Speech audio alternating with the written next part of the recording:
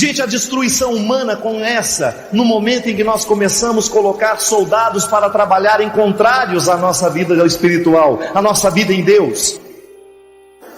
Não há um ser humano grande sem preparo. Nenhum ser humano pode ser capaz de dizer não àquilo que destrói, se ele não for grande, se ele não for preparado.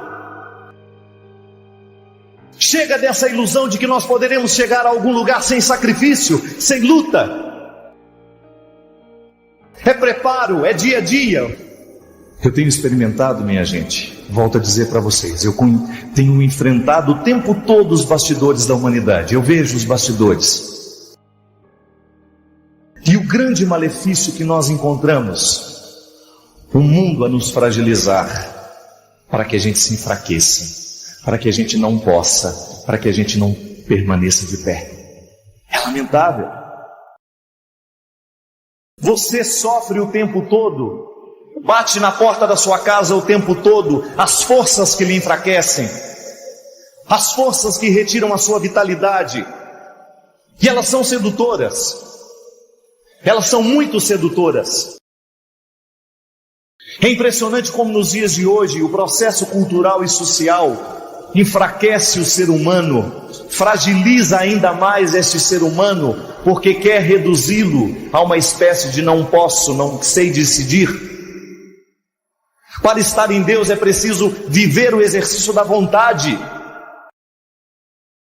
Fortalecer a nossa vontade é o específico da graça o tempo todo. A graça de Deus fortalece a nossa vontade para que a gente seja capaz de dizer não ou de dizer sim. E aí entra justamente o diabólico do mundo, minando as nossas forças, impedindo-nos de dizer o sim na hora que a gente tem que dizer sim, o não na hora que a gente tem que dizer não. Na experiência que nós tivemos do navio, uma mulher me comoveu muito ali, com cara de mãe, colo de mãe. E na hora que eu cumprimentava as pessoas, ela me abraçou e disse assim: Padre, reza para que Deus me liberte do meu alcoolismo. Levei um choque, minha gente. Como eu dizia para vocês, ela tinha cara de mãe.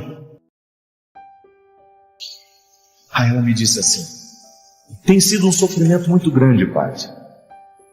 Eu não consigo me libertar do alcoolismo. Perdi um filho há um tempo atrás e desde então eu virei alcoólatra.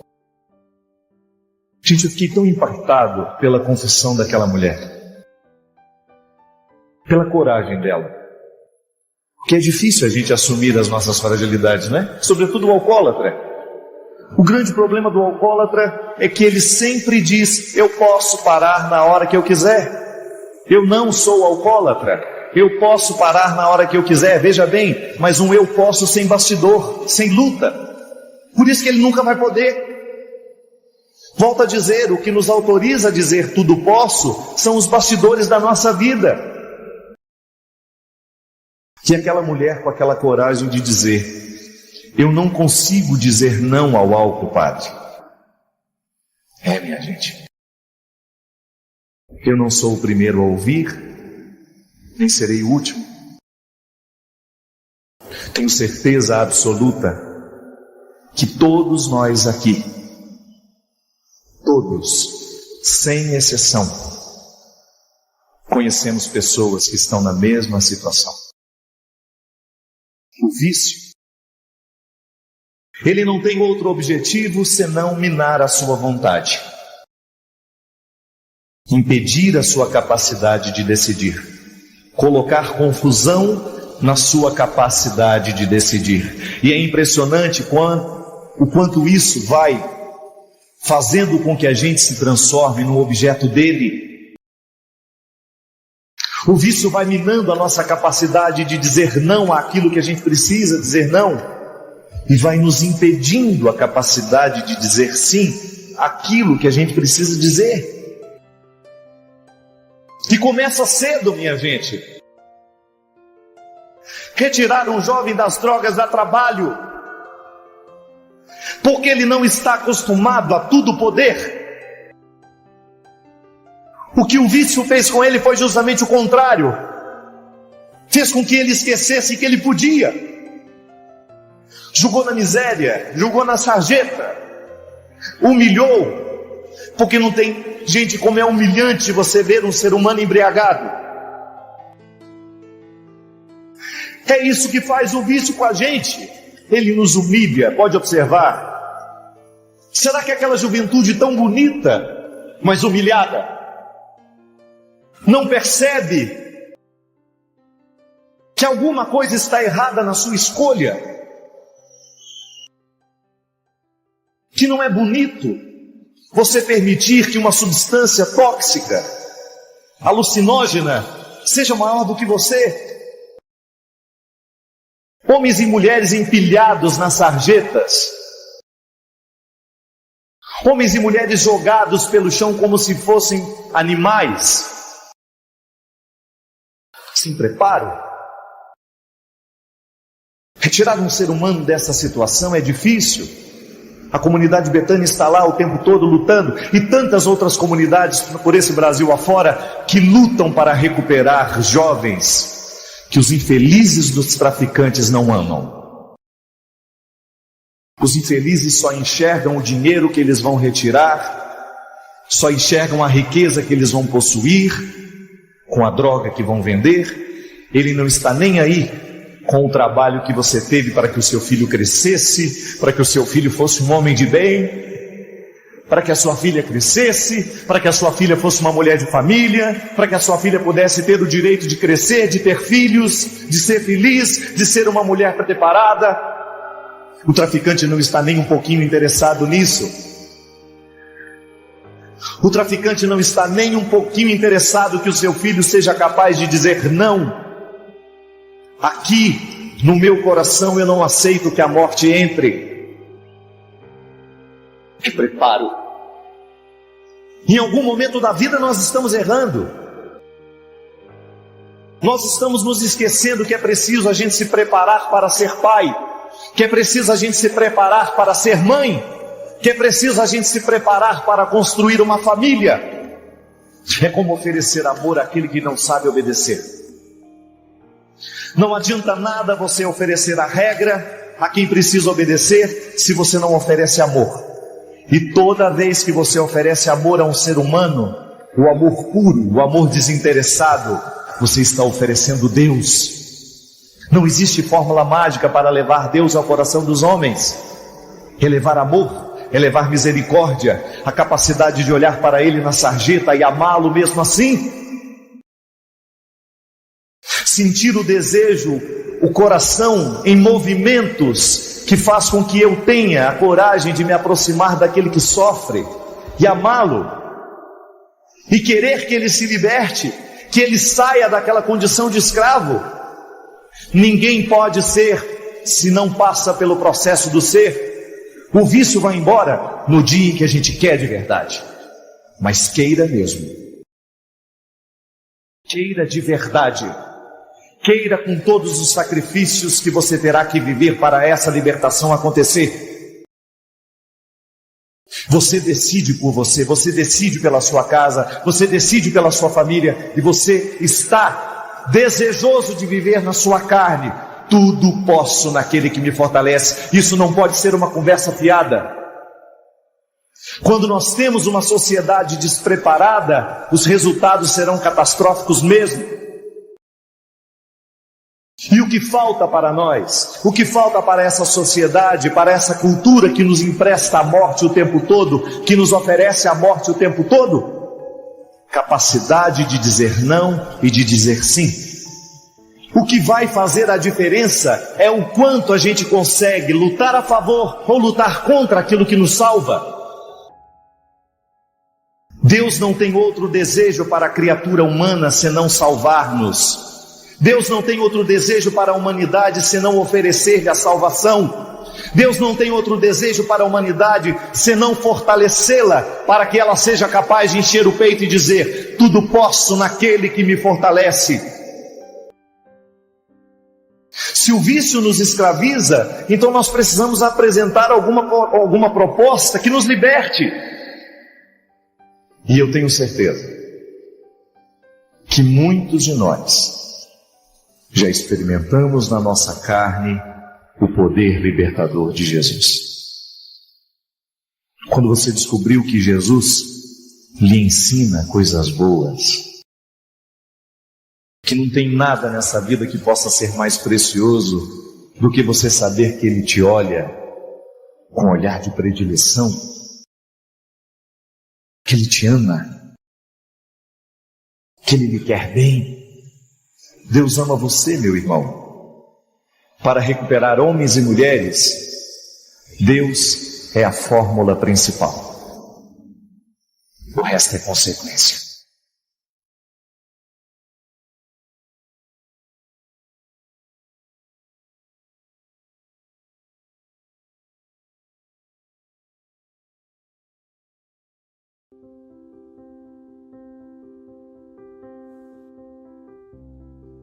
Tá bom, eu tenho vergonha de Brasília, mas então eu quero corrigir Brasília nas minhas atitudes.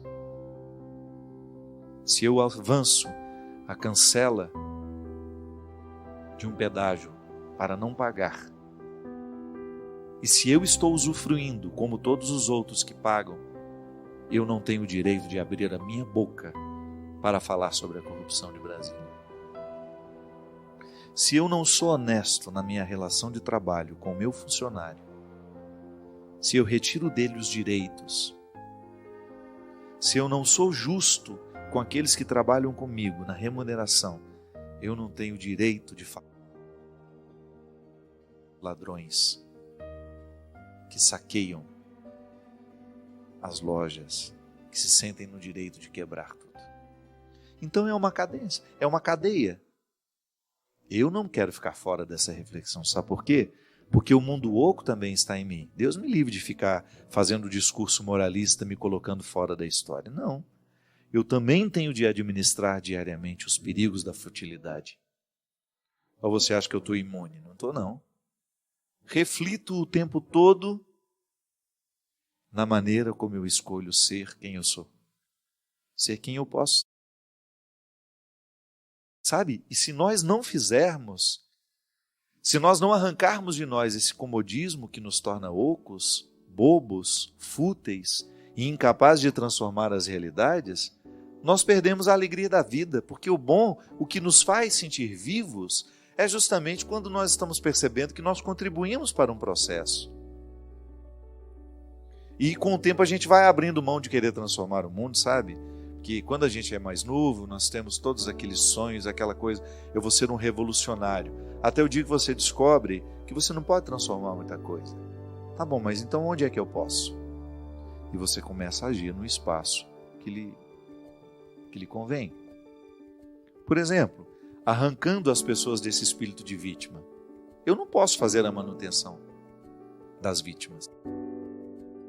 Aquela pessoa coitadinha, eternamente coitadinha, que nem trabalhar quer, que nós temos que carregar nas costas a vida inteira. Não sou obrigado. Ah, padre, mas e a caridade? Caridade, minha filha, é você abrir os olhos do outro para que ele vá buscar a parte que lhe cabe. Às vezes a caridade é pôr o outro para correr.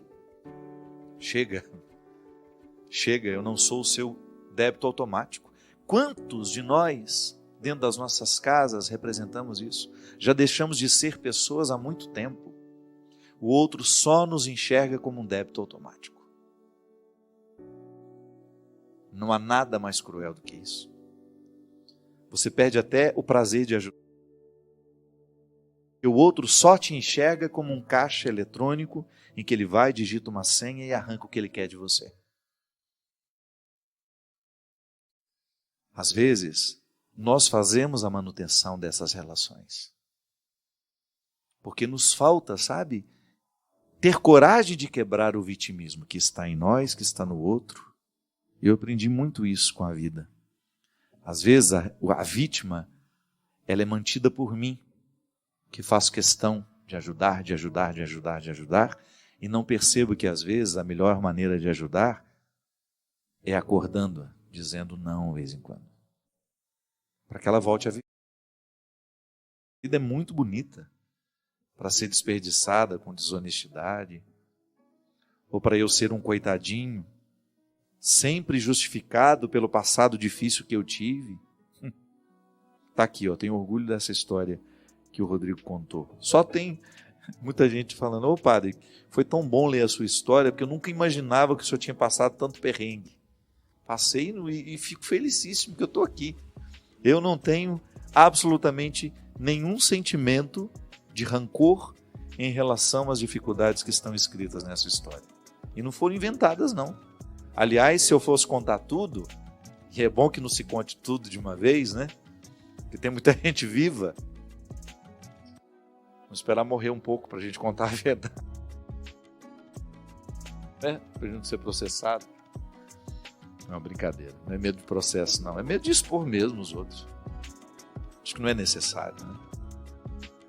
Há tanta história aqui, dentro de mim, que me dariam o direito de dizer: nossa, vamos, Padre Fábio, coitadinho, que vida difícil. Não, não quero isso não. Eu quero diariamente recrutar o que a vida pode me oferecer. Ainda que seja um fiozinho. Nele eu me agarro. A vida eu quero conquistar na raça. Porque a graça de Deus eu já tenho.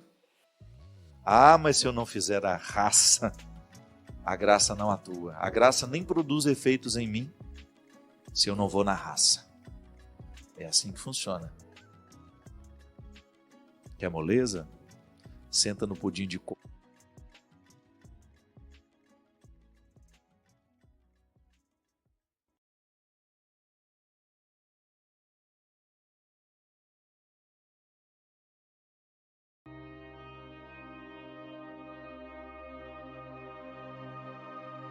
A gente sente na pele, a gente sabe, pela própria experiência, o quanto é bom na vida a gente fazer a experiência da libertação. É muito triste a gente ser condenado.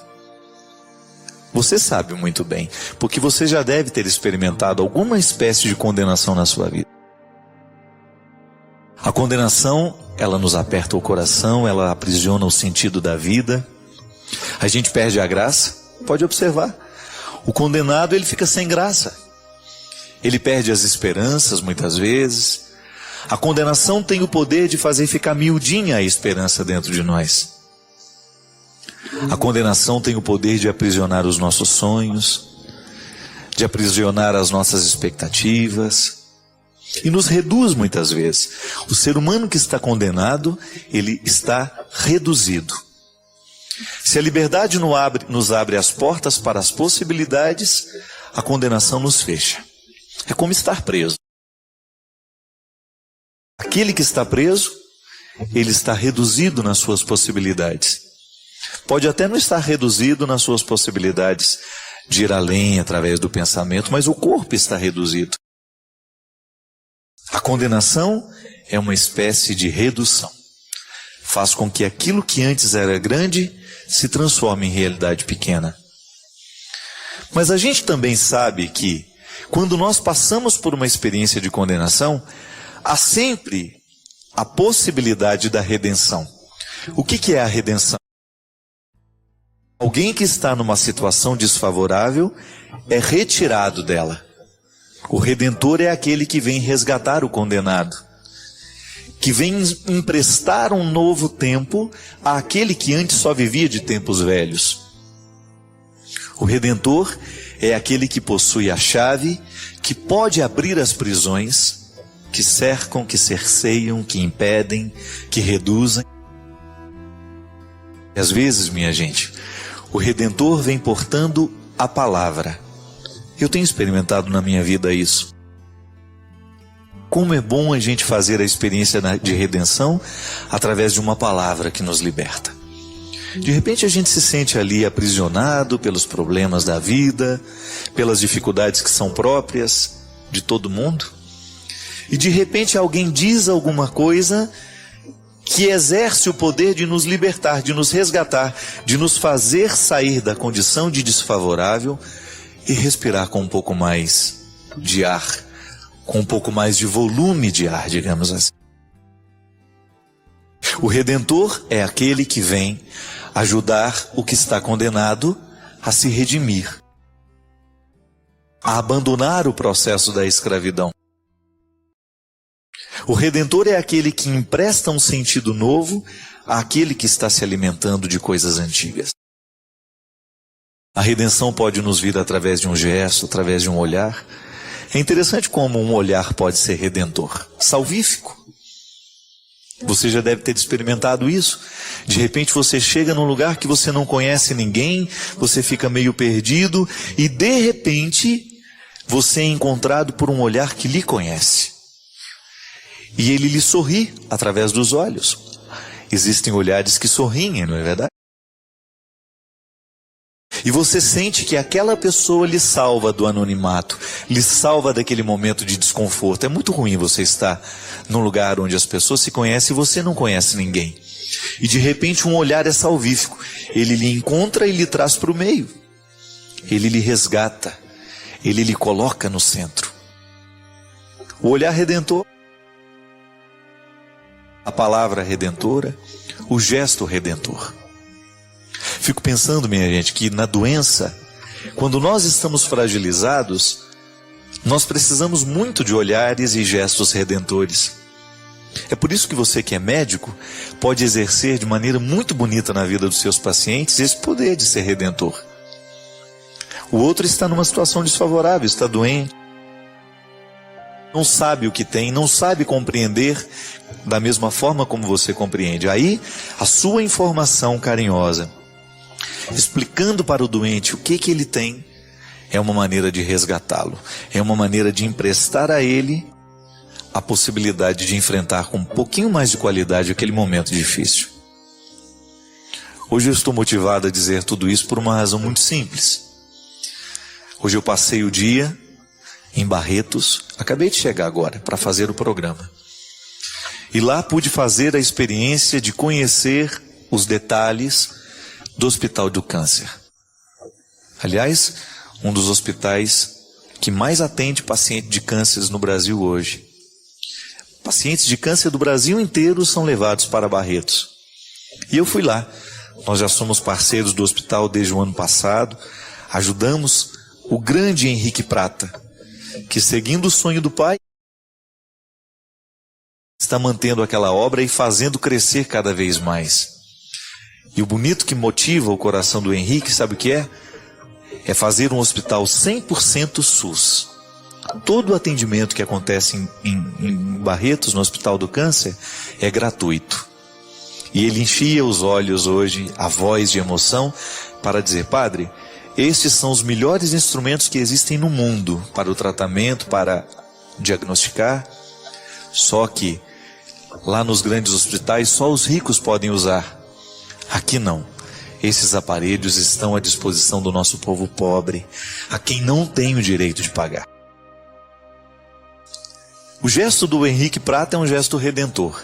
Ele faz sair da condição desfavorável aquele que está sofrendo e empresta para essas pessoas, no momento da dificuldade do câncer, pelo menos um ambiente de tratamento em que a pessoa saiba: eu aqui estou recebendo o que existe de melhor.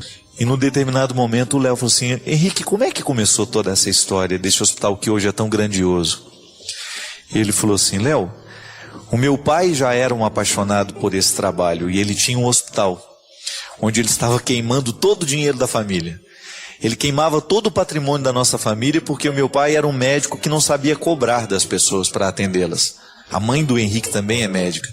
E os dois, fazendo esse trabalho naquele hospital que era deles, estava queimando o nosso patrimônio. E ele falou assim: a gente tinha tanta raiva do hospital que a gente tinha vontade de pôr fogo no hospital.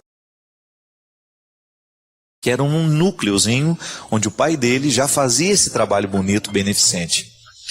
E um belo dia, depois de pagar mais de $1.500.000 de dívida daquele hospital do meu pai, por causa das muitas caridades que ele fazia, um dia eu fui lá para tentar resolver aquilo, para acabar com essa história, para o meu pai não terminar de queimar o dinheiro dele. E de repente, um daqueles médicos que ajudavam meu pai me chamou lá dentro e só falou para mim assim: Henrique, ajuda a gente aqui numa questão aqui no hospital que nós estamos precisando. E mostrou para ele uma pequena sala ambulatorial que existia. e disse: se a gente trocar esse foco de luz, acendeu para ele ver. Se a gente trocar esse foco de luz e colocar um outro que custa $5.500, $1.000, de sala ambulatorial, nós vamos passar a ter uma pequena sala de cirurgia. Ele falou: meu Deus do céu, eu vim aqui justamente para solucionar o prejuízo, né? Para acabar com essa história toda. E esse homem agora ainda me pede uma peça, uma luz que custa $5.500. Ele saiu lá do hospital naquele dia, foi dormir com aquela história da luz, do foco de luz que precisava ser modificado para passar a operar as pessoas ali. E no outro dia, minha gente, ele já acordou, consciente de que ele tinha diante dele uma missão. Veja bem que Deus mexeu no coração do Henrique a partir de um foco de luz que precisava ser trocado. Um fraco para ser trocado por um potente que poderia iluminar uma mesa de cirurgia. E foi assim que nasceu esse grande hospital do câncer que atende o Brasil todo. E eu achei aquilo tão bonito que eu fiquei pensando lá no fundo do meu coração, né? Trocar uma lâmpada mudou a vida de um homem. Ele descobriu que é possível salvar as pessoas de maneira muito concreta. E o grande objetivo do Hospital de Barretos é oferecer cada vez mais ao paciente e também aos familiares dos pacientes um acolhimento. Assim como o senhor Lael Varela faz lá em Muriaé também, quando eu fui conhecer o Hospital do Câncer, que também nasceu de uma mística de uma dor. A família Varela se dedica a esse hospital, oferecendo também serviço qualificado, atendimento aos pacientes de câncer, da oncologia, e oferecer também aos pacientes, aos familiares dos pacientes um lugar. E hoje lá, nas muitas preocupações que o Henrique tem, de salvar o paciente, de salvar a família, de dar um conforto àquele que sofre, ele me falou assim: inclusive, padre, criamos também um espaço para os motoristas das ambulâncias. E fiquei pensando, é verdade. Quantas vezes os motoristas levam, pacientes de uma cidade para outra, o motorista da prefeitura, chega lá, coloca o paciente dentro do hospital e ele mesmo não tem onde ficar, não tem onde descansar, não tem onde tomar um banho. Às vezes viajou a noite toda, vai ter que viajar a noite toda também cansado. E a sensibilidade desse tal Henrique Prata, que deveria nascer 1000 Henriques por dia nesse mundo, com a capacidade de ser um homem redentor nos dias de hoje. Isso é cristianismo, minha gente. As escolhas que nós fazemos, a maneira como nós escolhemos educar os nossos filhos, a escolha que nós fazemos, como nós vamos comandar o nosso lar, tudo isso é determinante para a nossa satisfação ou insatisfação do futuro. A gente até dizia, né? O pessoal do Twitter, né, que é para quem eu quero mandar um grande abraço, dizia, retuitaram muito essa frase lá. A vida, não, Deus perdoa sempre, o homem às vezes, a natureza nunca. E é assim. A vida, aquilo que a gente escolheu, um dia vai cobrar de nós. Quando nós precisamos chorar esses choros profundos, o jeito é tentar descobrir o que a gente pode consertar hoje. O grande problema é que a gente descobre, muitas vezes, que já não há muito o que fazer, né? Há uma coisa na formação dos filhos, minha gente, que chama-se caráter. Isso é determinante. O que é o caráter? É tudo aquilo que foi marcado, é aquilo que foi deixado na cabeça, no coração, e que nos identifica como pessoa. Quando a gente fala, nossa, essa pessoa tem caráter, isto é, ela não precisa ser vigiada. Ela tem um bom alicerce. Quando vem uma ventania e quando vem uma coisa que vai destelhando e vai arrancando tudo, só fica no chão aquilo que tem bom fundamento. A vida é a mesma coisa. De vez em quando os vendavais sopram sobre nós e a gente sente as nossas estruturas resbalarem. Quanto mais firmado está o caráter da pessoa a partir de bons valores, de realidades que foram bem construídas, maior será a capacidade que essa pessoa vai ter de resistir e de ficar de pé. Qual que é o grande problema do mundo de hoje? A fragilidade das pessoas. Eu fico impressionado, gente. É terrível como a gente identifica isso o tempo todo. A vida é difícil hoje do mesmo jeito que era difícil há 50 anos atrás. O que muda são muitas vezes as oportunidades. A gente tem muita possibilidade hoje, então é claro que nós vamos sofrer um pouco mais. Quanto maior é o número de possibilidades que uma pessoa tem, maior é o número de escolhas que ela vai ter que fazer. Então o ser humano de hoje precisa ter muito preparo para dar conta de sobreviver. Mas as dificuldades existem, desde que o mundo é mundo. Agora, o que eu fico assustado é perceber o quanto que as pessoas estão frágeis nos dias de hoje. Entregam os pontos muito facilmente. É impressionante o quanto que hoje nós não estamos dispostos a viver os sacrifícios que a vida nos pede. E eu acho que essa é a raiz do grande problema. Educar um filho, trazer um filho para o mundo, a pessoa traz o filho para o mundo, mas ela quer continuar vivendo do mesmo jeito que vivia quando não tinha filhos. Isso é muito irresponsável. Um dia eu estava vendo aquela moça da televisão, né? Astrid Fontanelli, né?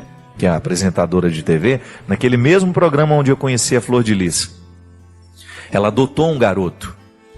E a apresentadora de televisão estava perguntando: e aí, Astrid, como é que está a sua vida agora, depois que a criança veio? Ela foi totalmente modificada. Só com essa frase, você já sabe que a Astrid está no caminho certo. Filho que não modifica totalmente a vida da mãe e do pai, não está sendo bem administrado. Aí a apresentadora falou: mas como assim? O que mudou? Ela falou assim: eu não saio mais como saía no passado. Esse garoto precisa ser olhado o tempo todo. Eu não confio isso somente às babás. Eu faço questão de ficar com ele o tempo maior que eu puder. Por quê? Minha gente, vai ter ascendência sobre o filho, sobre a criança, aquele que tiver mais tempo sobre ela. Aquele que estiver mais tempo com aquela criança. Então veja bem, por mais que você confie nos cuidados físicos da babá, você sabe que a babá não vai deixar morrer asfixiado, você sabe que a babá vai dar a comida na hora certa, você sabe que a babá vai dar o banho na hora certa, vai colocar para dormir na hora certa. Mas e o caráter? Quem é que vai deixar nessa criança? A babá ou você? Será que as nossas babás estão preparadas para oferecerem o caráter que os seus filhos precisam? Às vezes estão. Às vezes elas estão até mais preparadas que os pais. Mas nem sempre isso é uma realidade. O caráter é que vai determinar é que vai ajudar este menino e esta menina a fazer as escolhas da vida. A gente fica assustado como hoje os nossos filhos estão indo muito cedo para as drogas. Claro. Os nossos filhos com 11, 12 anos, eles já estão vivendo vida de adultos. Não estão preparados para a vida adulta, mas já estão podendo viver a vida de adulto. Nós já falamos aqui tantas vezes, né? Eu particularmente acho que é uma agressão contra os nossos filhos quando nós os expomos a um período da vida para o qual eles não estão preparados. Criança tem que ser criança. Adolescente é adolescente. Não pode viver, não pode antecipar no tempo aquilo para o qual eles não estão preparados. Isso é crime. É por isso que colocou o filho no mundo, comece agora a administrar esta permanência dele no mundo. Porque se esse filho não der certo depois, nós não vamos ter como olhar para uma outra pessoa. Quem é a grande responsável? Quem é o primeiro responsável pela educação dos filhos? É pai e mãe. É claro que você vai ter uma série de colaboradores. A escola onde ele vai estudar, a creche onde ele vai ficar, os amigos que vão rodear, mas tudo isso também é você que administra. Se você não tem aquele trabalho todo dia de saber o que foi que aconteceu na escola, como é que ele está de vez em quando fazer uma visita lá, perguntar ao professor, como é o comportamento do meu filho aqui dentro, porque nem sempre o filho que você tem dentro de casa é o filho que a professora tem lá. Às vezes existe uma diferença muito grande. Será que o lar está se estendendo para a escola? Será que a escola está estendendo para o lar? Nem sempre. Às vezes nós temos diferença.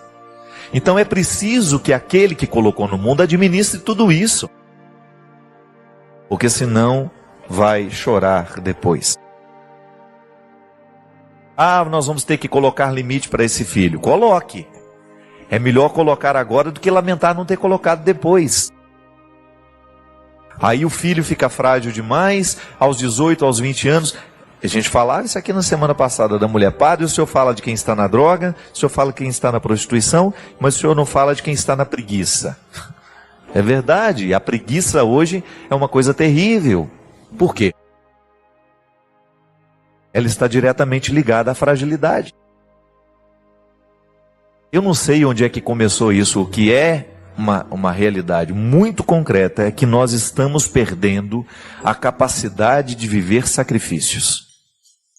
Gente, nós queremos tudo muito fácil. Se aquilo vai dar um pouquinho de trabalho, a gente acha que não vale a pena. A gente deixa para lá. Eu vi histórias do meu lado. Não estou contando coisas que eu só vi de longe, não. Eu vi muita gente ao meu lado não dar certo. Por quê? Porque não quis fazer o sacrifício na hora certa. Não quis estudar naquele colégio, por quê? Porque ele era exigente demais. Ah, vai para o outro que é mais ou menos, que não vai dar tanto trabalho assim. Isso é honesto? É honesto a gente trocar aquilo que vai nos preparar melhor para o futuro, só porque nós vamos ter que sofrer um pouquinho mais? Não é possível. Essa ascese cristã, né, que muita gente critica, a igreja pregou demais o sacrifício. Eu posso até concordar que em alguns momentos isso foi exagerada a pregação. Mas hoje também, essa cultura laissez-faire, né, faz o que quer, é tudo muito solto. Isso não vai construir gente também. Se eu quero um resultado, eu tenho que saber que para conseguir aquele resultado no futuro, eu tenho que me empenhar no presente. Não dá certo, gente. Não vai dar certo se você deixar crescer de qualquer jeito, se você não impor limites, se você não disser não na hora certa, se não disser o sim na hora certa, se você não tiver aquele sacrifício todo dia, fazer a lição de casa. Não é só filho que tem que fazer a lição de casa. Pai e mãe tem que fazer a lição de casa. E o que é a lição de casa? Como foi o dia hoje? Onde que você foi? Como é que foi aquela história lá? Não se trata de investigar, não. Se trata de ficar amigo, de procurar estabelecer esse diálogo, que dá trabalho. É chato mesmo. Às vezes você chega em casa cansado, precisando de um descanso, e você chega lá querendo ficar livre de todo mundo, e aí você acaba abrindo mão disso. Tudo bem. Um dia não dá, está cansado demais, mas você não pode abrir mão disso todo dia. Quantas vezes você vê os menininhos, né, pequenininhos, eu falo isso no livro do Sequestro da Subjetividade, Quem Me Roubou de Mim. É um livro que eu recomendo para todos os pais. Por quê? Porque ele fala disso. Tem exemplos lá concretos de uma mãe que não consegue lidar com o filho de 5 anos. O filho de 5 anos manda nela. Tem total autoridade sobre ela, por quê? Porque ela tem medo de contrariar a criança. Então nós precisamos tomar muito cuidado, porque às vezes nós, ao não impor o limite na hora certa, a gente acaba plantando um problema muito sério para o futuro. E volto a dizer, a vida só pode dar certo mediante a experiência sincera de um sacrifício bem feito, de uma renúncia bem feita, porque é isso que vai dar condições para a gente poder chegar lá e ter o direito de sentar e descansar. Não tem como descansar desta missão de ser pai. É o dia a dia, é luta, ninguém mandou você casar, ninguém mandou você ter filho, ninguém lhe obrigou a isso. É escolha. Então, se você fez essa escolha, você precisa ter essa responsabilidade todo dia. E isso não vai ficar pesado à medida que você ama, gente. Quando o amor é que resolve tudo isso. Isso é interessante também. Você percebe que quando você ama alguém de verdade, você é capaz de fazer sacrifício. E você vai descobrindo o próprio caminho que o amor indica para falar o não na hora certa e dizer o sim na hora certa. É assim que tem que ser, não adianta. Agora, é luta, é sacrifício? É. Mas ninguém diz também que seria muito fácil.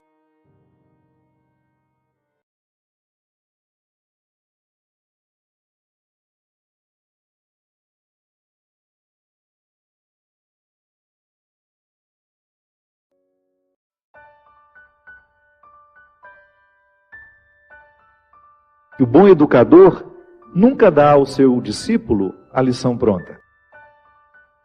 Seria um crime contra o discípulo oferecer a ele a lição pronta. O mestre dá a certeza de sua presença, para retirar alguma dúvida, para poder ajudar a dissolver aquilo que está atrapalhando e prejudicando o aprendizado, mas em alguns momentos o discípulo terá de conviver com a sua solidão. O mestre se cala e se recusa a dar a resposta que nós tanto buscamos. Não é assim na vida? Há respostas que Deus só pode nos responder através do silêncio dele. Isso é mão de Deus também nos sustentando. Que às vezes a gente tem a ilusão, e isso é fruto de uma visão ingênua. Infelizmente, o discurso religioso ao longo da nossa vida pode nos colocar visões ingênuas de que Deus vai fazer tudo por nós, de que Deus faz isso, que Deus faz aquilo. Tá certo? Nós temos o direito de acreditar na proteção divina. Mas nós não estamos desobrigados de fazer a nossa parte. Porque é uma questão de sabedoria, de maturidade. O pai faz isso com o filho, a mãe faz isso com o filho. O amor não pode nos fazer pensar, o amor que a gente sabe que Deus tem por nós, não pode nos fazer pensar de que Ele fará tudo. Gosto muito dessa expressão. Nós só temos o direito de esperar pelo impossível depois que a gente fez tudo o que nos foi possível. Então Deus nos protege? Sim. Mas Ele também pede que eu faça a minha parte nessa proteção. Eu rezo a Deus pela minha vida, peço para que Ele me dê saúde, mas preciso fazer a minha parte para que essa saúde seja uma realidade na minha vida, não é? O cuidado que eu tenho comigo é uma expressão dessa minha parte, do milagre que eu preciso realizar diariamente. Então, às vezes eu identifico a mão de Deus estando presente na minha história, mas não me segurando como eu acho que segura. Sim, alguns desamparos são importantes demais no nosso processo humano. Seria muito interessante se a gente aprendesse isso desde o berço, mas infelizmente não. Então nunca é tarde para a gente aprender. A desproteção que às vezes nós sentimos na vida também é a mão de Deus, porque aquele que ama desprotege.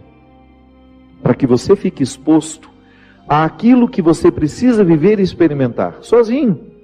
A presença dele sempre nos olhando, sempre nos orientando. Porque isso é muito interessante.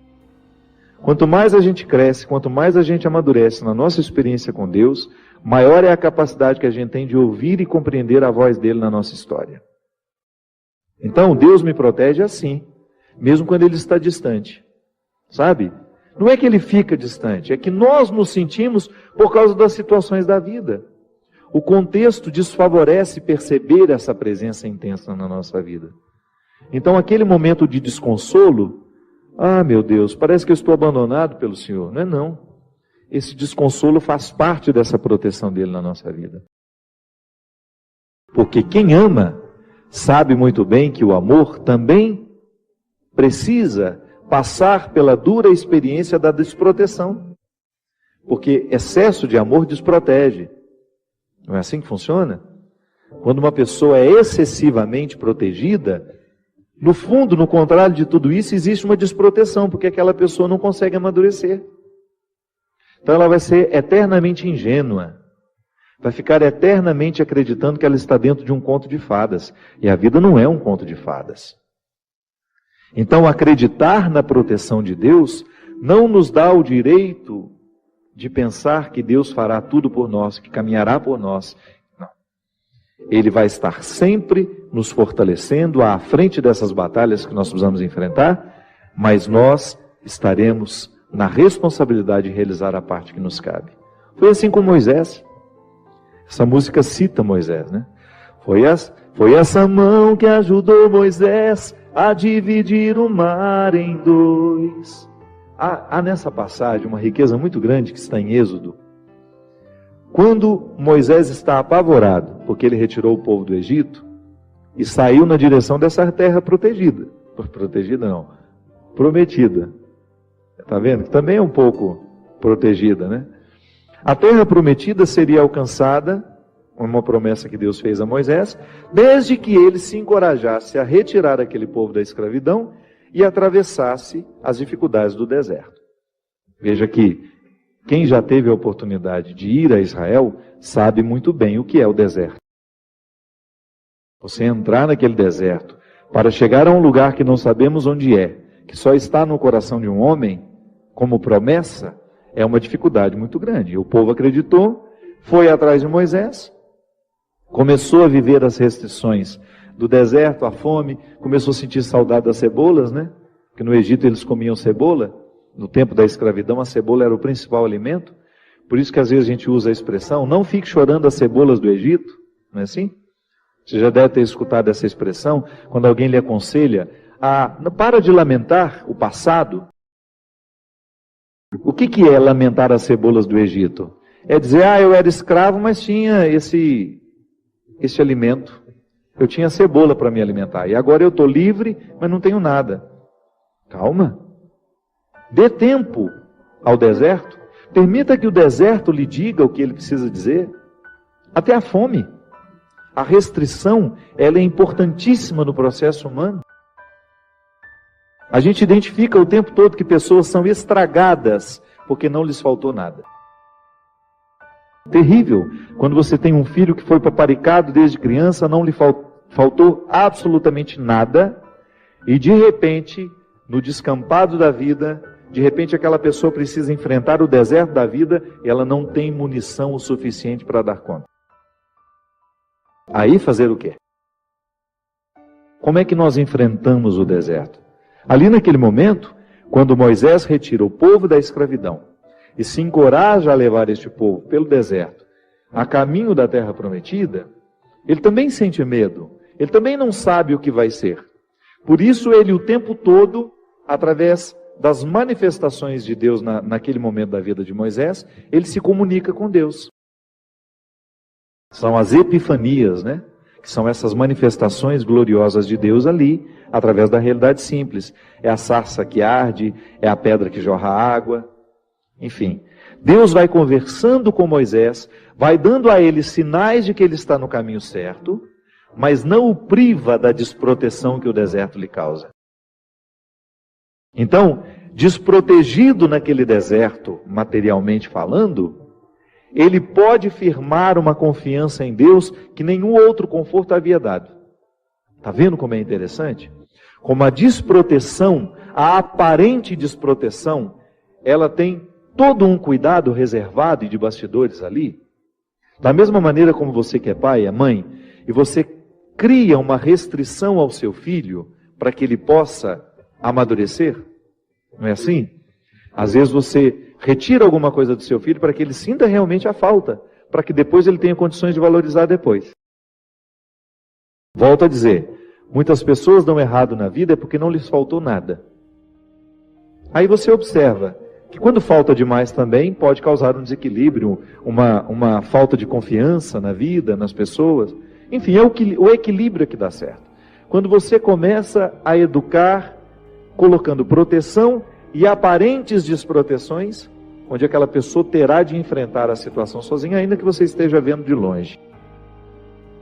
Eu enfrentei situações na minha vida extremamente difíceis, que não bastava o outro dizer, eu estou aqui. Por quê? Porque elas eram minhas. Até ajuda. Você olhar para o lado, saber que tem um amigo com você, que existe uma mãe, que existe um pai, um irmão.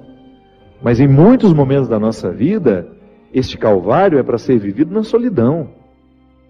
É quando eu preciso viver essa sensação de estar desprotegido, da mesma maneira como Moisés viveu, ao pisar os desconfortos do deserto, ao enfrentar aqueles desconfortos, ele compreendeu o que é a condição humana.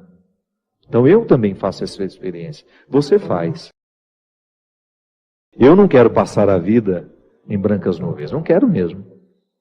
E é por isso que desde muito menino, quando a vida me era difícil, eu encontrava alguma coisa naquele desconforto que me fazia pensar mais alto, que me fazia pensar além.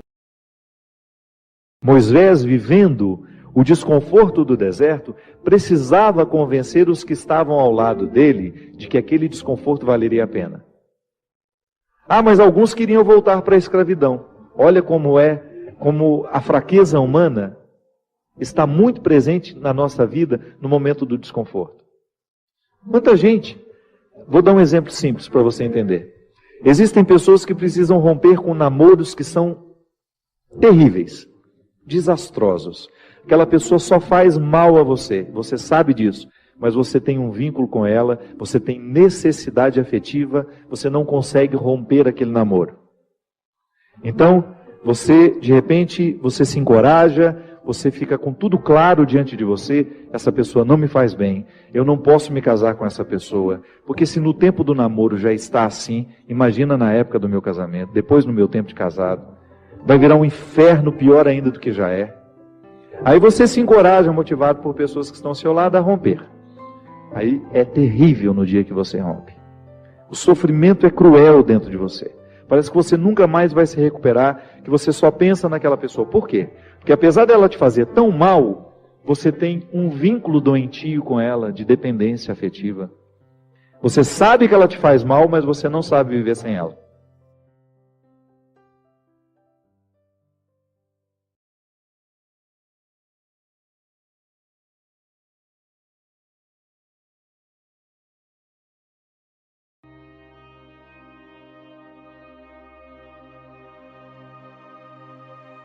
Mas aí tem que ser, põe o seu personagem na parede. E agora, José? Quando Drummond faz isso, se você tiver a oportunidade de ler o poema, você vai ver que ele coloca o personagem em situações que foram desfeitas. Ele desfaz a situação, isto é, antes existia uma festa, agora a festa acabou. Antes os amigos estavam presentes, mas agora o amigo foi embora. Então veja bem, é uma desconstrução. O poeta Drummond de Andrade desconstrói o contexto modificados pelo processo da desconstrução. Mas aí você poderia me dizer assim, padre, mas o senhor está muito pessimista. Aí eu já lhe apresento o avesso da desconstrução. A vida desconstrói o tempo todo, nós não temos como fugir disso. Só que no avesso dessa desconstrução, porque o processo biológico é assim, nós vamos perdendo a vitalidade, nós vamos ficando em espaços diferentes, o meu filho cresce, ele vai precisar casar, ele vai precisar assumir um outro espaço que vai ser dele. É desconstruir, o lar não será mais o mesmo. Morre uma pessoa, você sentiu que desconstruiu, aquele espaço já não é mais ocupado na mesa. Você conhece aquela música? Tá faltando um lugar na mesa? É bonita, uma música antiga, né? Eu não sei cantar, mas a música fala justamente disso. Não, como é que é, gente? Eu me lembro. Naquela mesa está faltando ele, e a saudade dele vai doer em mim. Naquela mesa está faltando ele. Isso mesmo. Olha que bonito. É bonito e triste, né? Mas você percebe que a vida vai desconstruindo aos poucos. Mas no avesso dessa desconstrução, minha gente, está a necessidade de reconstruir. O ser humano será mais feliz, mais realizado, à medida em que ele reagir ao processo da desconstrução construindo. Ele não se acomoda nos destroços da desconstrução, mas ele reinventa um novo fato a partir do que foi desconstruído. É uma questão de sabedoria. É uma questão de sabedoria que vai nos exigir o tempo todo. Tudo bem, o nosso espaço foi desconstruído. Algumas pessoas foram embora, alguns amigos nos abandonaram, o marido não está mais dentro de casa, resolveu partir, nos deixou, o nosso pai morreu. As desconstruções são inúmeras. Aquele amigo que você achou que era íntimo, que era próximo, não é mais, desconstruiu, modificou. Mas eis que você tem diante de você uma desconstrução que pode ser a base para uma nova construção. E aí vai depender da resposta que você vai dar. Por isso, Cecília, que você precisa ficar muito atenta, para que a sua desconstrução familiar, que foi o afastamento dos seus filhos do lar, eles agora vêm menos, eles não estão todo dia com você, que essa desconstrução não seja causa de ruína, inclusive para o seu casamento. É a hora de você responder à vida de um jeito diferente, minha filha. Quem sabe agora você tenha tempo de cuidar de coisas que antes você não tinha. Investir um pouco mais em você, investir um pouco mais no seu relacionamento com seu marido. Quem sabe seja a época de vocês aproveitarem um pouco, conhecer o que antes vocês não podiam conhecer. Ah, padre, mas não tem muito dinheiro para isso. Tudo bem, mas descubram naquilo que é possível uma maneira de construir o casamento de vocês e a maternidade, a paternidade de vocês hoje de um jeito novo. Dar essa resposta à vida de maneira qualificada. Porque a desconstrução vai ser inevitável, minha gente. Todo mundo vive o processo da desconstrução. Os fatos que vão sendo modificados e que de repente, olha, eu não sou mais o jovenzinho que eu era de 20 anos atrás. Mas eu estou satisfeito. Sabe por quê? Porque eu descubro nessa desconstrução uma maturidade que eu não tinha 20 anos atrás. Uma sensibilidade maior, quem sabe, para lidar comigo mesmo, para lidar com quem está do meu lado. Quando a gente toma consciência que a resposta que nós damos à vida precisa evoluir com o tempo, não há velhice que possa nos estragar o sabor da vida. Não há nenhuma desconstrução que possa ser definitiva, por mais dolorosa que ela seja. Eu vejo o tempo todo, a gente acompanha de perto muitas histórias assim. Famílias que se desconstruíram por causa das situações e que reencontraram uma maneira de fazer o espaço ficar diferente, quem sabe, no primeiro momento causando um sofrimento, mas depois também voltando a provocar alegrias. Quem disse que nós estamos condenados a ficar infelizes só porque um fato desagradável nos aconteceu ou só porque uma ruptura precisou nascer? E aqui, nesse caso, Cecília, você ainda tem o alento de saber que os filhos estão no lugar certo. Eu acho que a maior satisfação, o maior motivo que um pai e uma mãe precisam ter para poderem, para reagir nesse momento da desconstrução, é justamente saber que os filhos estão felizes. De que adianta mantê-los grudados em vocês se vocês não representam o que eles precisam do mundo? Vocês representam uma parte, serão sempre essa segurança que darão a eles essa possibilidade de enfrentarem o mundo, de voltarem de vez em quando para reabastecerem as suas esperanças, os afetos, mas agora eles estão aí necessitados de enfrentarem todas as dificuldades e possibilidades que o mundo vai lhes dar. E aí é o momento da sua luta pessoal. Responda à existência agora de um jeito novo. E agora eu falo com você que também tem aí as suas desconstruções. O que você está fazendo com elas? De repente a vida mudou, não era mais como no passado. Causa um certo medo, é natural que no momento da desconstrução a gente fique medroso, porque a realidade antiga nos causava segurança, e de repente não causa mais. Eu estou inseguro, desconstruiu. O conhecimento não é assim? Uma espécie de desconstrução. Você tinha uma ideia formada sobre um assunto e de repente alguém troca uma ideia com você e você descobre fatos novos que você não sabia. Aí você quebra aquele antigo conhecimento e renova. E aquilo que chegou de novo não é nada mais, nada menos do que um processo de desconstrução. Desabou o conhecimento antigo, fez um novo nascer. E depois o processo não termina. É por isso que nós nunca estamos prontos. Porque enquanto nós formos vivos, nós seremos desconstruídos e reconstruídos. O processo é dinâmico, circular. O tempo todo a vida está girando em torno de nós, a nossa existência está acontecendo, nós estamos respirando, nós estamos amando, nós estamos sonhando. O sonho, por exemplo, a capacidade de sonhar, de querer algo maior, de lutar é processo de desconstrução, minha gente. Porque quem verdadeiramente sonha não fica fixado, mas vai além, caminha na direção dos sonhos que tem. O bom sonho é aquele que nos motiva os passos. Eu quero chegar lá, e sei que para chegar lá eu preciso andar 1000 quilômetros. Eu tenho que dar o primeiro passo.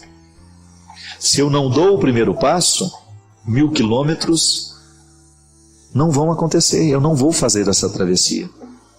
Eu não vou conseguir superar. Mas agora, à medida em que eu dou este passo, que eu respondo à vida com essa determinação, já que eu quero andar 1000 quilômetros, eu preciso dar um passo. Aí o que você faz? Desconstrói, porque 1000 quilômetros já não existem mais, porque você já deu um passo na direção deles.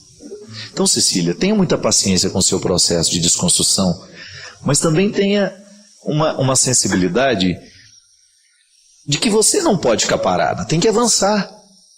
Não fique lamentando a partida dos filhos. Vá fazer alguma coisa, vá ocupar sua cabeça. A melhor maneira de viver bem é tendo a mente sempre ocupada de coisas boas. Porque aí não há desânimo que vá ter oportunidade de tomar conta de nós. Não há desânimo que possa ser maior que nossas esperanças. Não é verdade? E aí, se você percebe que a desconstrução está te assustando, comece a olhar já para as ruínas daquilo que foi desconstruído e comece a trabalhar para a sua reconstrução. É assim que a gente se supera, viu? Não tenha medo não. Dá certo. Dá certo com todo mundo. Por que não vai dar certo com você? Olhe para aquilo que deu errado, olhe para aquilo que está desconstruído e lance-se nessa luta. Coloque-se nessa disposição de ir adiante, de vencer, de alcançar. Porque esse é o grande objetivo da vida.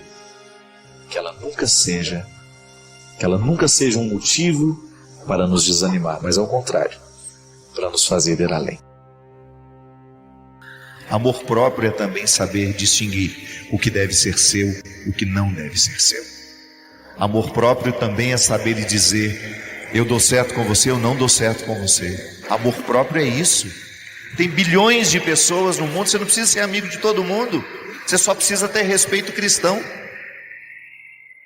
Amor próprio significa você ter coragem de identificar: só fica na sua vida quem quiser o melhor de você, quem motivar o melhor de você. Só vai ficar na sua vida, na experiência da conversão, de se amar e de sentir-se amado por Deus, só vai ficar na sua vida quem quer para você pelo menos um pouquinho do que Deus anda querendo. Se você identificou se o que o outro só está trazendo diabólico, põe para correr. Lá em Mateus 25, Jesus disse que Ele nos deu todos os poderes de fazer o que Ele fez e ainda mais, inclusive o de expulsar demônios. Que às vezes você vem para o meu lado e fala: ô padre, vai lá em casa fazer uma oração de exorcismo por mim. Faço, não tem nenhum problema. Mas aí eu raciocino: você cria o capeta, põe comida na boca do capeta diariamente, e eu que tenho que ir lá expulsar. Sabe qual é o melhor exorcismo que está na autoridade que Deus nos deu? Mudança de atitude. Quer expulsar o diabo? Fecha a porta por onde ele entra. Que conversinha mole é essa? Que conversinha mole é essa? De fazer uma oração de exorcismo e não mudar a atitude por onde ele entra. Que conversinha mole é esse? Que cristianismo molenga é esse? Que não te dá a autoridade de descobrir por onde o diabo entra na sua vida, por onde ele está fazendo o acampamento, quais são os territórios da sua personalidade que são frágeis para que o diabo tenha oportunidade. Fecha essa porta em nome de Jesus. É o poder que você tem. Isso é amor próprio. É você não permitir que o diabo faça acampamento na sua casa. usar da autoridade dos mundos sacerdotais, régio, profético que Jesus deixou em nós, no nosso batismo. Cadê a força do batismo em nós?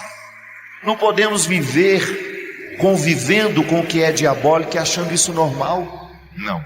O meu cristianismo precisa mostrar diariamente por onde o diabo entra na minha vida. Aí sim, isso é sentir-se amado por Deus. Que você olha nos olhos dos que querem te destruir e você fala: afasta-te, porque este território aqui é santo e ele já está consagrado, e eu sei exatamente o que eu quero extrair de mim. Eu só quero extrair coisas boas do meu coração. Diga comigo: eu sou uma fábrica de sentimentos. Eu posso fabricar amor, mas também posso fabricar ódio. Uma coisa é certa: não posso fabricar os dois ao mesmo tempo. Ou eu amo, ou eu odeio. Simples. Tá bom. Agora é escolher se você será uma fábrica de amor neste mundo, ou se você escolherá ser uma fábrica de ódio neste mundo. Se você escolherá cultivar o demônio, ou se você escolherá exorcizar. Se você escolherá se amar porque Deus ama você, ou você vai continuar neste pessimismo crônico de achar que Deus não quer nada com você.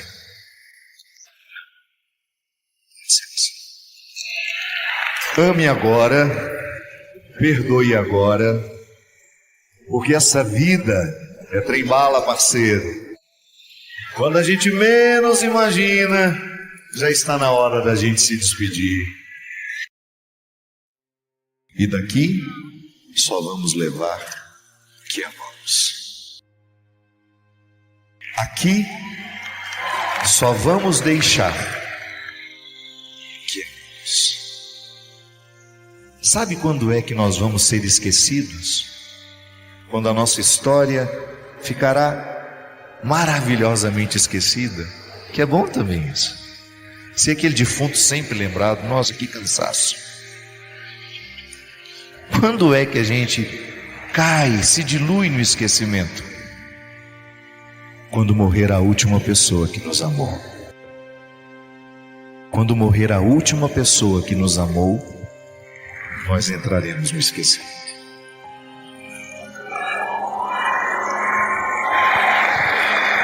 Entraremos no esquecimento humano, mas estaremos na eternidade, que é só amor.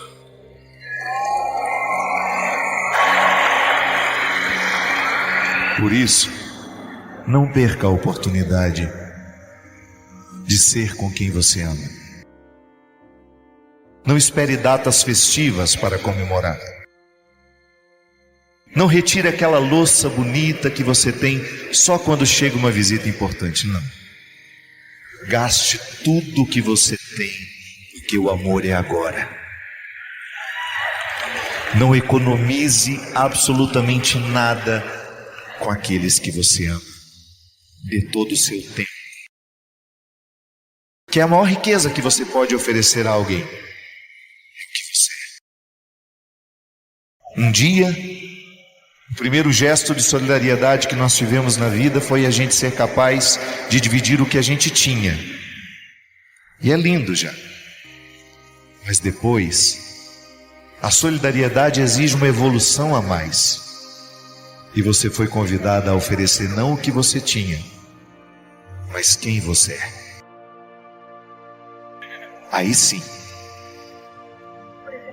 nós estamos fazendo o gesto de solidariedade mais bonito que o ser humano é capaz, que é você estar, ser com quem você ama.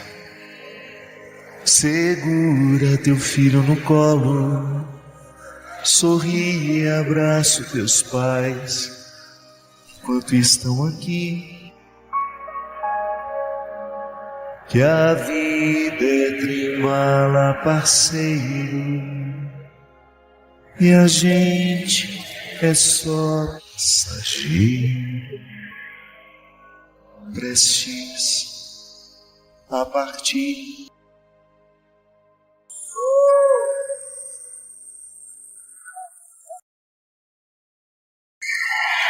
As suas alegrias te levaram a lugares muito bonitos, mas quem te fez crescer foram as suas lágrimas. Quem te fez crescer, quem te fez ter o sorriso que você tem hoje sem medo de errar, foram as suas lágrimas. Só Deus sabe o que vocês passaram para estarem aqui hoje. Só Deus sabe as batalhas que nós precisamos travar para a gente ter o direito de sorrir hoje. O nosso grito de vitória nunca foi tão forte. É a vitória sobre a morte, minha gente.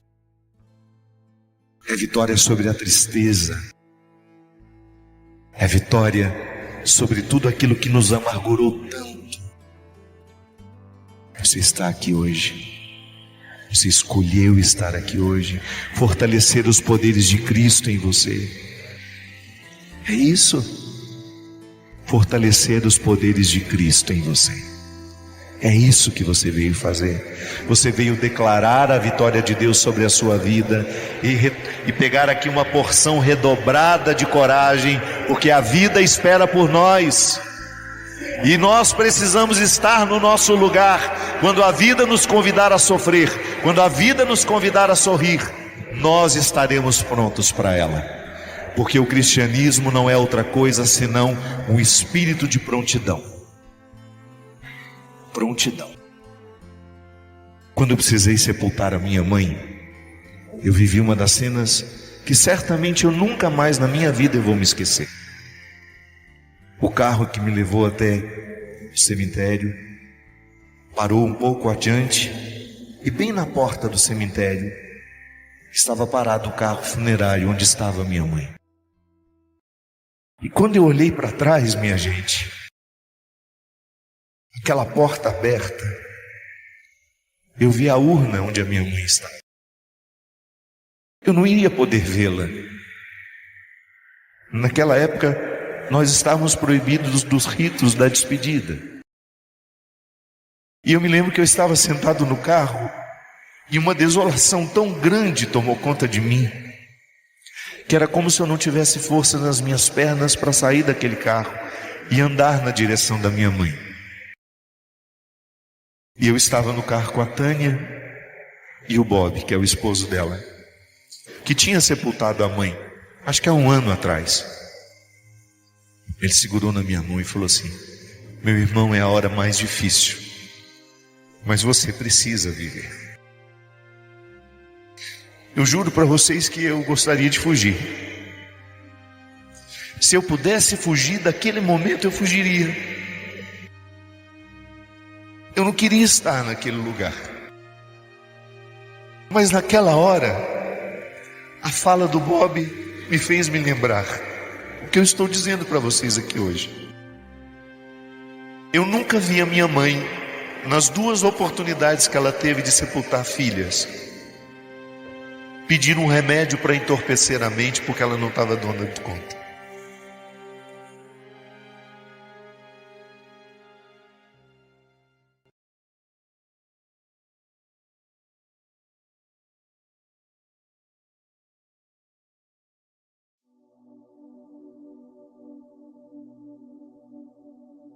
Ter a oportunidade de entrar aí na sua casa, nessa noite de hoje, estabelecer comunhão com você, com a sua família. Você que acabou de chegar do trabalho, ou chegou da faculdade, ou já estava aí esperando este momento de encontro, muito obrigado pela confiança, pela oportunidade que você me dá de entrar na sua vida e junto com você acender as luzes. Não sei como foi que você enfrentou, pode ser que no seu estado não tenha havido, mas nós que passamos pela experiência do apagão essa semana, a gente descobriu, através de uma coisa boba, simples, né? Faltou a luz na casa da gente, a gente descobre a duras penas o quanto é ruim a gente ficar no escuro. Eu tive um agravante, eu descobri que na minha casa não existem fósforos. Você acredita num negócio desse?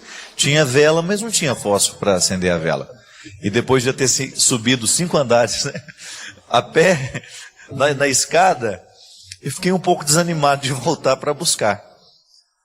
A nossa casa é toda elétrica, né? Então faltou energia elétrica e a gente não sabe o que fazer da vida. Mas eu achei interessante que a primeira coisa que eu fiz quando eu entrei no apartamento, mesmo iluminando lá com o celular, foi colocar o dedo no interruptor. Né? A gente faz automático, né? É engraçado isso. Nós precisamos tanto da luz, nós somos tão necessitados da luz, que o cérebro não registra a informação de que não vai adiantar o interruptor. São as ações reflexas, né? Que a gente faz sem pensar. A gente faz porque a necessidade impõe ao corpo, impõe ao cérebro. Nós vivemos e dependemos da luz. E naquele momento em que a gente não tinha os recursos da luz, a gente não sabe nem muito bem o que fazer. A gente perde um pouco a referência. Eu fiquei pensando, sabe, minha gente, no dia do apagão, que às vezes na nossa vida acontece a mesma coisa. Nós também passamos por períodos de escuridão, onde a gente fica meio perdido dentro de... Mas é verdade, a gente fica tão perdido às vezes na vida, que nós podemos fazer essa comparação. Da mesma maneira como a gente não sabia andar dentro da nossa casa, sem que a gente tivesse um mínimo de luz para orientar os nossos destinos, os nossos passos, na nossa vida acontece a mesma coisa. É aquele desconforto da alma, né? É aquele desconforto de você não saber que caminho seguir, que decisão tomar, o que é o mais certo fazer agora, para onde eu vou, como que eu vou contornar os sentimentos que estão me julgando num processo de escuridão. E aí, de repente, a gente descobre que há alguma coisa, alguém, alguma realidade que pode significar essa luz na nossa vida.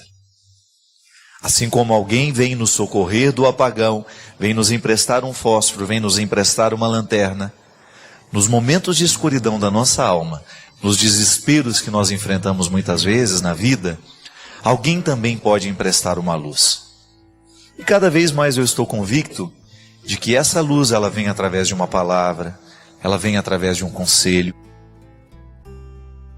Eu fico fascinado, minha gente, com a capacidade que as palavras têm de fazer bem ao nosso coração. Pode fazer mal também, mas não vamos prender nisso hoje. Falar do quanto que uma palavra bendita pode abrir a nossa cabeça para compreender uma situação.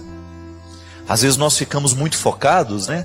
A gente só enxerga o mesmo ponto do problema e a gente não consegue sair daquilo. Nós ficamos patinando em torno das nossas dificuldades e de repente alguém vem, olha nos nossos olhos e diz alguma coisa que tem o poder de clarear a nossa mente. E Deus age aí. Por que a palavra de Deus é tão importante no processo da nossa conversão? Por que é tão importante a gente mergulhar nas leituras sagradas?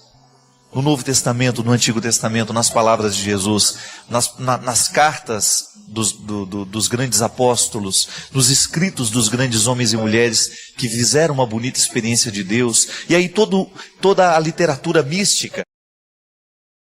São pessoas que de alguma maneira acendem luzes dentro de nós. A palavra é sagrada por quê? Porque ela continua comunicando até os dias de hoje. A palavra orienta a nossa vida. Jesus é a luz do mundo. E como é que eu chego até o conhecimento dessa luz? Através dos sacramentos, através da pregação, através da leitura da palavra, através da instrução catequética, de todas as atividades que a igreja propõe, para que nós possamos mergulhar no conhecimento do mistério da luz. É assim que funciona a vida. Há momentos em que a escuridão vai abater sobre nós. E aí o que a gente vai fazer? Vamos bater a cabeça nas paredes ou vamos buscar a solução? Vamos buscar um jeito de encontrar uma saída? Vamos descobrir alguma coisa que possa iluminar o nosso destino para que a gente não continue batendo a cabeça, para que a gente não continue errando da mesma forma? Aí cada um reage como pode ou como quer. Os apagões existem, isso é certo, é fato. Muitos de nós hoje estão meio apagados, Muitos de nós hoje estamos mergulhados em conflitos, em dilemas, em sentimentos contraditórios, sentimentos que machucam, que estragam. Muitos de nós hoje estão abatidos pelos acontecimentos. Só que aí nós temos a opção de tentar buscar alguma coisa que possa acender uma luz dentro de nós. Que Deus venha incendiar a nossa alma. Né? Incendiar a nossa alma significa a gente pedir a Deus que Ele venha clarear a nossa mente, que Ele venha reorientar os nossos sentimentos, o nosso coração, a nossa consciência. Quantas vezes tantas vezes na vida a gente erra justamente porque nos faltou clareza na consciência. Faltou clareza no processo. É isso que a gente pede. Incendeia minha alma, incendeia minha alma, incendeia minha alma, Senhor. Deus possa acender em cada um de nós uma luz e possa nos ajudar a encontrar o caminho certo para que a gente percorra e que a gente venha sanar as dores, as angústias. Não é que Deus vai resolver os nossos problemas, Ele vai nos ajudar a acender a luz que a gente precisa acender para chegar à solução que nós precisamos encontrar. Toda vez que nós passamos por um processo de escolha, é natural que nasça uma angústia. O filósofo Sartre dizia que a gênese das nossas angústias está justamente nas possibilidades. Vai ficar mais angustiado aquele que teve mais possibilidades, porque ele pôde escolher. Toda vez que a gente toma uma decisão, minha filha, nós precisamos assumir as consequências dessa decisão e sofrer da maneira certa as consequências dela na nossa vida. O que a gente não pode permitir é que a gente comece a sofrer do jeito errado. Ao invés de lamentar o que perdeu, comece a estabelecer para você, quem sabe, um novo tempo, né? Um novo crescimento. Ocupe a sua cabeça agora, não do que perdeu, mas daquilo que você pode viver como profissional. Saber virar a página, saber dar um novo rumo para a vida é muito importante para que a gente dê certo. Quantas vezes na vida nós passamos por aquela sensação de, nossa, e agora? O que eu vou fazer? E o vitorioso é aquele que administra bem esse momento. Porque os contrários da vida estão aí, minha gente. Às vezes a gente escolhe certo, às vezes a gente escolhe errado, mas vamos fazer alguma coisa de bom daquilo que a gente fez, daquilo que a gente escolheu. Ainda que você chegue à conclusão, Sheila, que você escolheu errado, descubra nesta oportunidade que você tem hoje um motivo para você ir além. Sair da zona de conforto, como você mesmo disse, não é fácil, né? Agora, é muito perigoso também a gente ficar na zona de conforto por uma comodidade, porque a gente não quer sofrer, porque a gente não quer se incomodar. Cuidado! Toda vez que você estiver muito confortável dentro das suas escolhas, questione-se. Não se trata de você se precipitar e agora sair mudando tudo. Não. Mas descubra o que nessa zona de conforto significa comodidade, comodismo. Saiba diferenciar a satisfação, né, a estabilidade do comodismo. Nós precisamos crescer sempre. E essa zona de conforto, ela pode ser muito perigosa para o ser humano. Toda vez que você diz, eu já sei fazer isso porque faço isso há 20 anos. Cuidado, viu? Porque você pode estar muito ultrapassado na sua maneira de fazer, porque você não teve coragem de prestar atenção na maneira como outras pessoas fazem. Você corre o risco de estar perdendo tempo. Você corre o risco de qualificar um pouco mais o seu jeito de trabalhar, só porque você não teve coragem de prestar atenção naqueles que fazem diferente de você.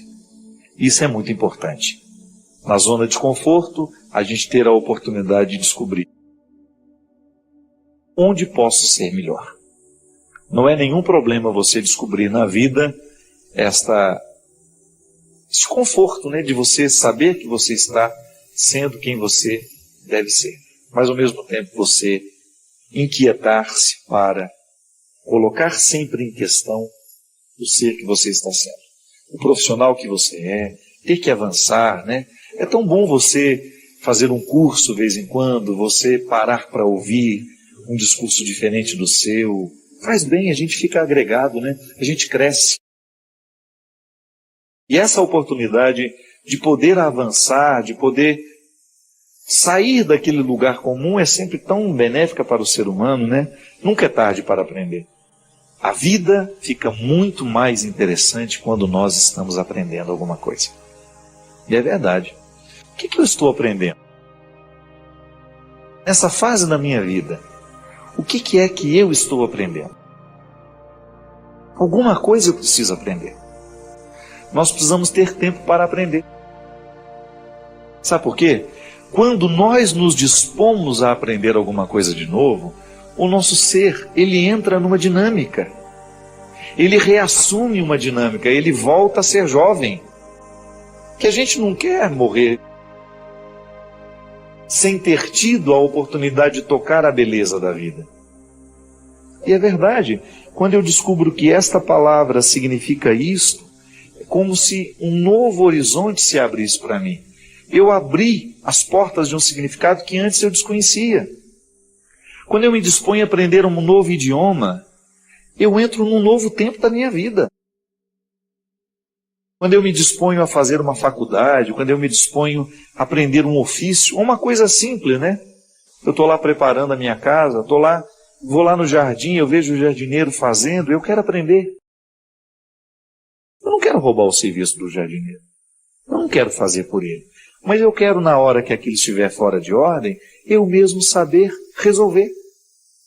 Aí quando a mulher está lá me ensinando o porquê da planta, disso, daquilo, eu prestar atenção, porque aprender aquela lição é muito mais que aprender aquela lição somente.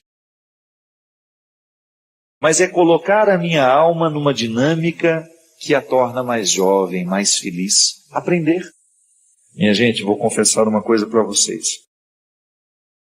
Durante algum tempo eu convivi, no contexto acadêmico, com pessoas muito preparadas, com doutorado disso, doutorado daquilo. Mas às vezes as pessoas são tão sem sal, tão sem gosto. Por quê? Porque elas acham que já sabem tudo. Mas eu também tive a oportunidade de, no mesmo contexto acadêmico, de gente muito bem preparada, encontrar gente que sabe muito, mas finge que não sabe. Porque quando finge que não sabe, ela tem a oportunidade de estabelecer um encontro que possa lhe proporcionar alguma sabedoria. Não se mostra pronto. A gente se interessar por aquilo que o outro faz. Que a gente aprende.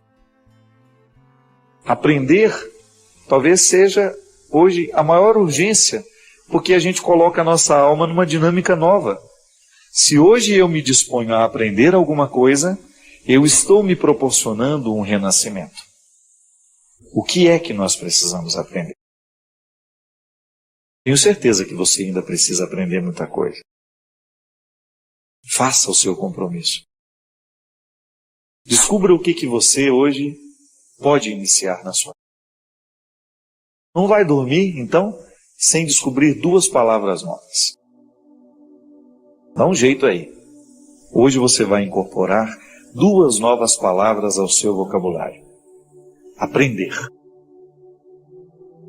Você vai começar a ficar um pouco mais interessado em olhar para o mundo, saber que existe um funcionamento que lhe interessa. Aprender como funciona o seu corpo. Por que se eu comer isso agora vai me prejudicar? Por que se eu misturar este alimento com este? Não é a química que vai favorecer a minha saúde? Alguma coisa a gente precisa aprender. Aprender um pouco sobre o outro, né? Às vezes a gente corre o risco de passar ao lado a vida inteira sem ter aprendido muita coisa sobre ele. Eu desejo que hoje você tenha a oportunidade de preparar bem o seu futuro. Porque é isso que Jesus faz quando passa verdadeiramente pelos nossos caminhos. Ele nos empresta um novo jeito de olhar para o mundo. Jesus nos empresta um novo jeito de olhar para nós mesmos e para aqueles que estão do nosso lado. E ao nos emprestar um novo jeito de olhar, Ele nos ensina. Nos ensina o mais bonito, nos ensina a aprender. Porque aquele que está disposto a aprender está ocupado para o resto da vida. Não há monotonia no coração daquele que se dispôs a viver a vida aprendendo.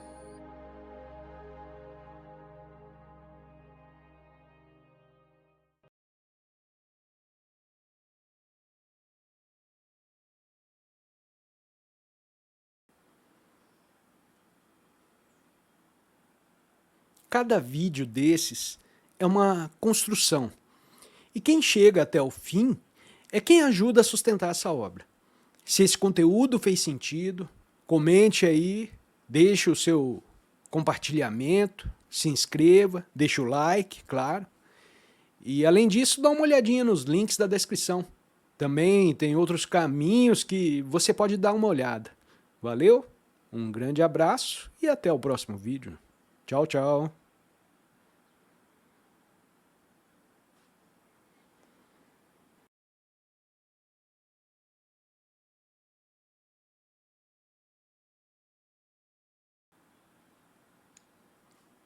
Se algo dentro de você ficou mais quieto, mais claro, ou então mais inquieto depois desse vídeo, isso já valeu. Comenta aí o que você sentiu, diga a sua cidade. Se puder, inscreva-se e envie para alguém que merece refletir isso junto com você. Esse tipo de atitude sempre gera boas discussões. Valeu? Um grande abraço e até o próximo vídeo. Tchau, tchau!